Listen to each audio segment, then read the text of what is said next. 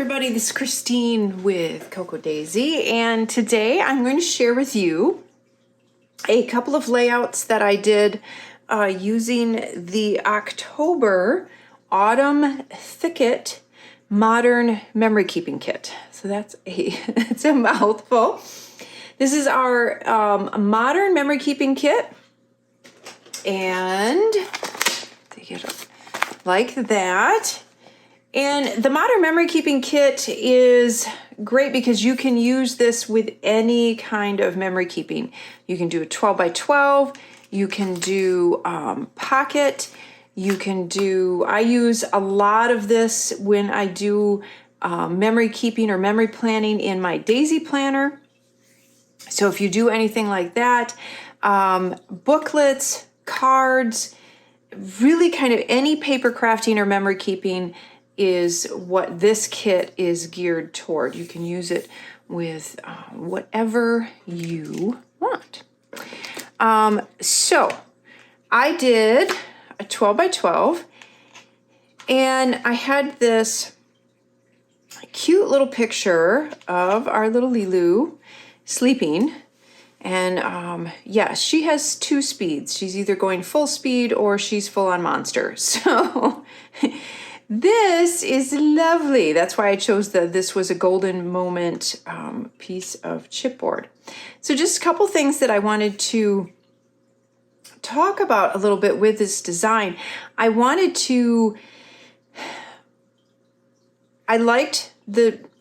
photo as a square, so that was kind of my jumping off point. And then I liked repeating that square shape with the layers. I wanted a lot of texture. She's got a lot of texture in her. There's a lot of texture in the blanket there. So that is why I added a lot of layers in here. And I roughed up the edges of the paper. I didn't lay it flat. Kind of a neat technique to do that is you can just take the dull edge of your scissor if you want to rough it up even more, the sharp edge. And basically all you do, if I have a piece of scrap here, I can show you. All you do, oh, here we go, is you just press it and you just keep going like that. And you can rough up that edge. And the more you do it, obviously, the rougher it will get and the more distressed it will get. Like I said, if you want to get real crazy, you can do it with the sharp edge. You can even make little notches in there. So that is what I did to get kind of that rough look around the edges. And then I kind of curled some of them up. I kind of mushed some of them just to kind of give them that distressed bit. The other thing that you could do, great texture, is to take a kind of a warm brown. I wouldn't do black unless you want real heavy. I would start with a lighter tan or a warm brown, and you could put some ink around the edges of your paper and distress it that way as well. That just takes that a whole another step farther. So that is something else that you can do. I layered in some bits of foam in there. And then as far as a design thing, what I wanted to do is, because you see her sleeping, but the story is how a lot of times she's just full on. I wanted to create, I almost want to say chaos. So like there's this bit of chaos, there's this bit of a lot going on, and that's where you see all of this movement with this scattering. It's not real linear. There's not a grid necessarily. It's very, the layers are very kind of chaotic is what I keep coming back to, but it shows a lot of movement. And that's what I wanted to juxtapose with the picture because it helps tell that story. So that's a little bit of the reason why you see that going on behind the photograph. I added a few of the little chipboard leaves. And also if you look at the direction of the clip, you look at actually the way that this wording is tilted, it all creates this kind of movement down into the picture and then to her name and then the journaling card. And you'll see that with the leaf die cuts as well. So you get that kind of movement going through the layout, which carries your eye also. And then one thing I wanted, as far as, so these clips are so adorable. So you could layer these in and out. They're like little paper clips in that leaf shape. You could actually put them on photographs if you wanted to. If you run out of patterned paper, or remember that you can use these cards, they have patterns on the backs of some of these. So you can have all kinds of layers of patterned paper, different patterned papers than just the papers that come in the kits, but you can add a bunch of these. See, that's this one on a smaller scale as well. So always don't think of your cards as just 3x4 cards. You can cut these apart. You can use pieces of them. You can turn them into more tags, which I'll show you in a minute. So there's a bunch of different ways that you can use these cards aside from just a 3x4 card for journaling or a header. The tag die cuts. I love these so much. So we had a bunch of these. This is all I have left of my die cuts. They're almost all used up. So I layered some in here. I layered some on my other layout, which I'll show you in a moment.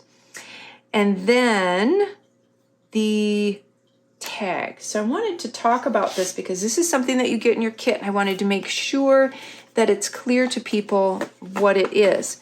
So you will get a tag. You're going to get a couple sheets of white cardstock.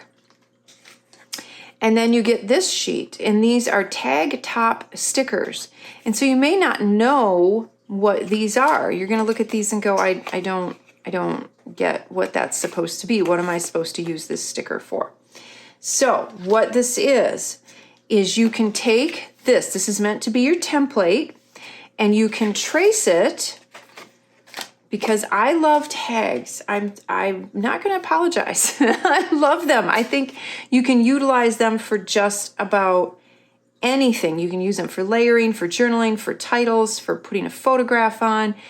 They're just such a staple in my memory keeping. So we put tags in periodically, but I wanted to introduce it in another way, in a fun way that helps you kind of customize it to the color palette of your layout also.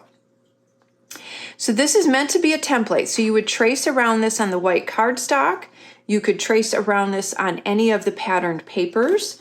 For instance, if you created a tag out of this, this wood grain pattern paper would be gorgeous. You could trace this on even the packaging.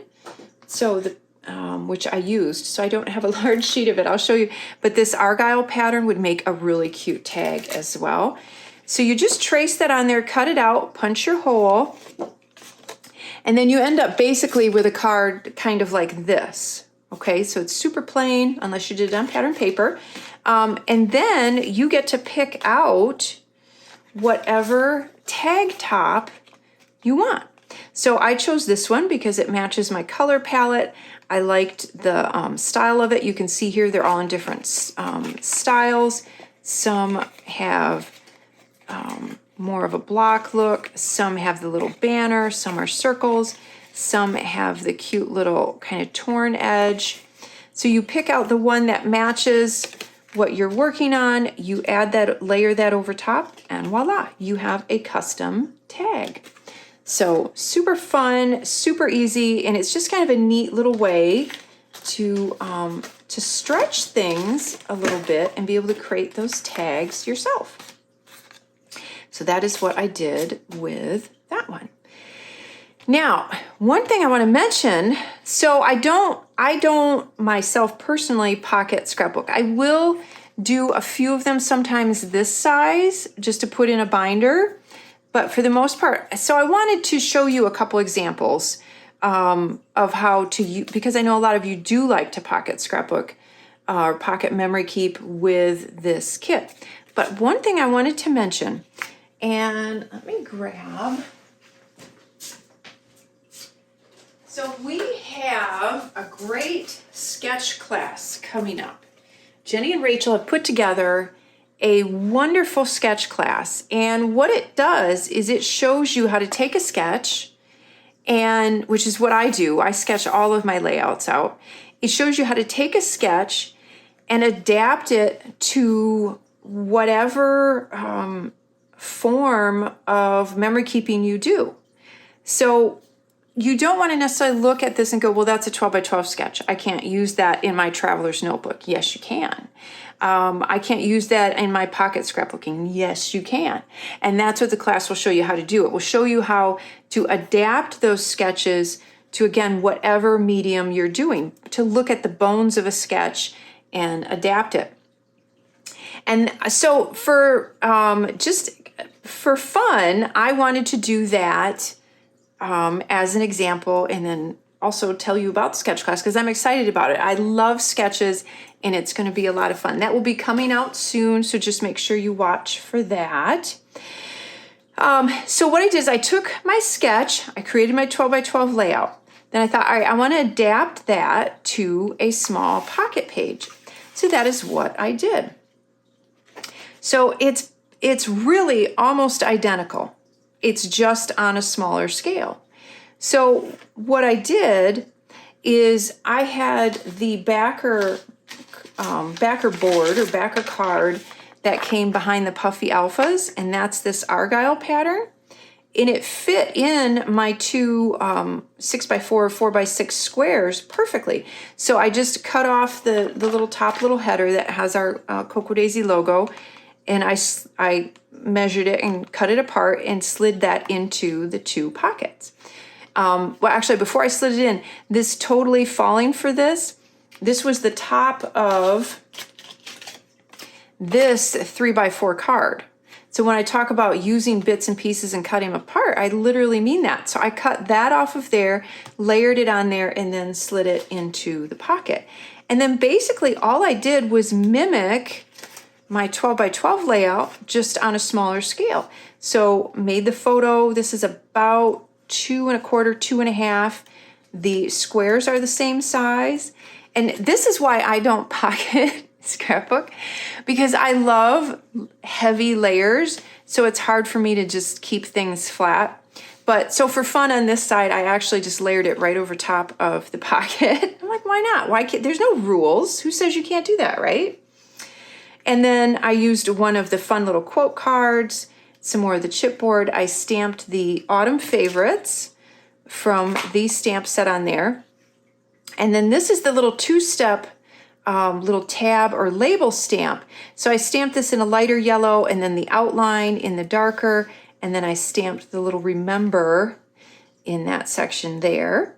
The tag, now this tag was actually, because I wanted a little one, was part of a 3x4 card that had the two tags on it. And so I cut one of those out and used it on there. And then also, you can do the same thing with the pattern paper.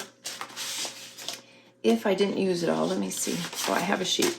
There's tags on the back of this pattern paper that you could cut out and use that way as well. So you can do that either way. A couple little pieces of chipboard. There's a few little glitter dots, and I just adhered that all right over top of the plastic. So that is this side, which is a very non-traditional pocket page. And I thought, okay, well, that's not really showing you a pocket page. So I did do a traditional pocket page. I still put stuff on top, though, because I couldn't help myself. So I got a great picture of me and my dad, and I thought it went so well with that little card. I slid those two in there, and then I slid these two in here.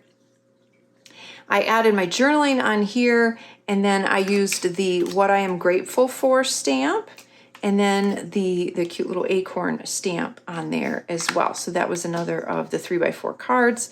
Added a piece of chipboard and a die cut. And then that is all that I did for just kind of more of your traditional pocket scrapbooking. And then I'm going to, with the leftovers, obviously make a page. I love to do a spread in my Daisy planner, but I wanted to wait until actual October to use this, so I'm going to set it aside. So just be watching my Instagram. I will post pictures of that when I get one done, because I do love to use this in my daisy planner, and there's a bunch of different things that I want to utilize, like with the tags. I have a couple ideas for a spread in there, but I wanted to wait until it was actually fall, so I had a bunch of fall pictures to do that with. And I love this harvest stamp definition, so there's a fun way I want to use that as well.